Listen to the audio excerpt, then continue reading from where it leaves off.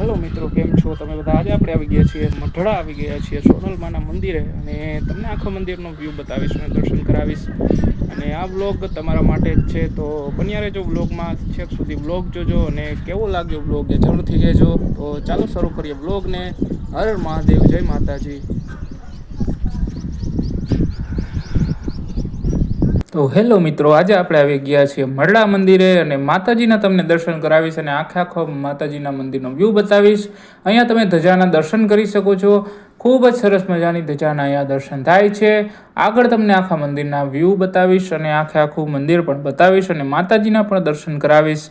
અને જે બનુમાનું સમાધિ સ્થાન છે તેના પણ તમને આગળ દર્શન કરાવીશ. બન્યા રહેજો બ્લોગમાં. અહીંયા તમે સાઈડમાંથી આખા મંદિરનો વ્યૂ જોઈ શકો છો. ખૂબ જ સરસ મજાનો વ્યૂ છે અને આ મંદિર ખૂબ જ સરસ મજાનું બનાવવામાં આવેલ છે. અહીંયા તમે સોનલમાનો અને બનુમાનો ફોટો પણ જોઈ શકો છો. આખું મંદિર ખૂબ જ સરસ મજાનું બનાવવામાં આવેલું છે.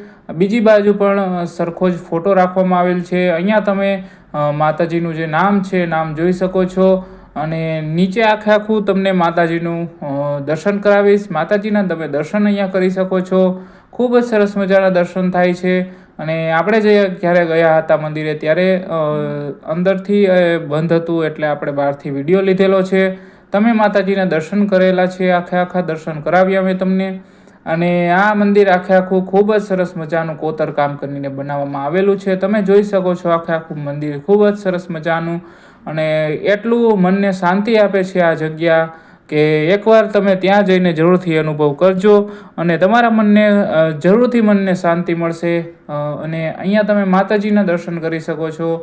અને આખું મંદિર એટલું ખૂબ જ સરસ મજાનું બનાવવામાં આવેલું છે. અને ત્યાં એટલી શીતળતા છે અને મનને એટલી શાંતિ થાય છે ત્યાં જઈને. એકવાર જરૂરથી જઈને ત્યાં દર્શન કરજો, તમારા મનને એટલી બધી શાંતિ થશે અને માતાજી તમારા બધાની મનોકામના પૂર્ણ કરે. આપણે એ જ માતાજીને પ્રાર્થના કરીએ છીએ. અહીંયા તમે બનુમાનું સમાધિ જે સ્થાન છે તેના તમે દર્શન કરી શકો છો, બનુમાના. અને ગયા વખતે આપણે જ્યારે આગળ ગયા હતા ત્યારે બનુમાના દર્શન પણ આપણે કરેલા હતા. અને અહીંયા આજે તમને બનુમાની સમાધિનું સ્થાન જે છે એના પણ તમને દર્શન કરાવું છું. આખું મંદિર, ત્યાં પણ બનુમાનું પણ ખૂબ જ સરસ મજાનું સ્થાન બનાવવામાં આવેલું છે.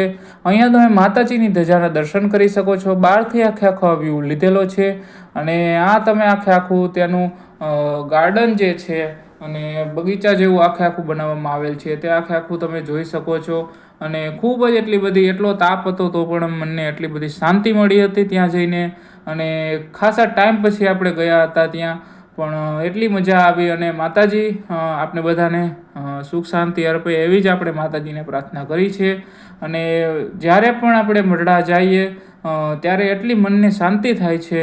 અને અહીંયા તમે આ હંસલા જોઈ શકો છો. ખૂબ જ સરસ મજાના હંસલા છે.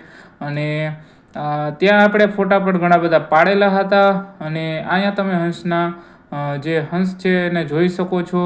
આગળ પણ તમને ખૂબ જ સરસ મજાના આપણે વ્લોગ લઈને આવવાના છીએ. જો તમે નવા છો ચેનલ ઉપર તો હમણાં જ સબસ્ક્રાઈબ કરો આપણી ચેનલને. આવા અવનવા વ્લોગ અને ઘણા બધા આપણે સ્થળોના અવનવા વ્લોગ આપણી ચેનલ પર ઓલરેડી આવી ગયા છે અને આવતા રહેશે. અને હવે આપણે અહીંથી વિદાય લેશું અને પાછા ફરીથી મળીશું નવા બ્લોગમાં. અને અહીંથી આપણે મંદિરેથી નીકળીને આપણે જઈએ છીએ આપણા પાર્કિંગ તરફ. પાર્કિંગ પણ એટલું ખૂબ જ વિશાળ બનાવવામાં આવેલું છે. ખૂબ જ સરસ મજાનું પાર્કિંગ પણ છે. 4 વ્હીલ અને 2 વ્હીલ બંનેનું પાર્કિંગ આસાનીથી થઈ જાય છે. અને અહીંયા તમે માતાજીના મંદિરનો મેઇન ગેટ તમે જોઈ શકો છો. અને હવે અહીંથી આપણે આપણી બાઇક લઈને આપણે નીકળીશું. અને તડકો હતો પણ મંદિરમાંથી જ્યારે નીકળ્યા ત્યારે તડકાનો અનુભવ ત્યારે થયો, પણ અંદર મંદિરમાં જ્યારે હતા ત્યારે મનને એટલી શાંતિ હતી. ઘણીવાર આપણે ત્યાં જઈને બેઠા હતા. અને પછી હવે આપણે અહીંથી વિદાય લેવાનો ટાઈમ થઈ ગયો છે. હવે અહીંથી આપણે નીકળી અને આ રોડ ઉપર આવી ગયા છીએ. અને ફરીથી મળીશું એક નવા બ્લોગ સાથે.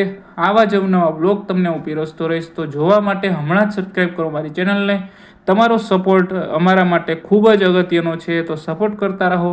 અને આવા જ બ્લોગ તમારા માટે ખૂબ જ સરસ મજાના અમે લઈને આવતા રહીશું. તો અહીંયા આપણે ખતમ કરીએ છીએ આ બ્લોગને.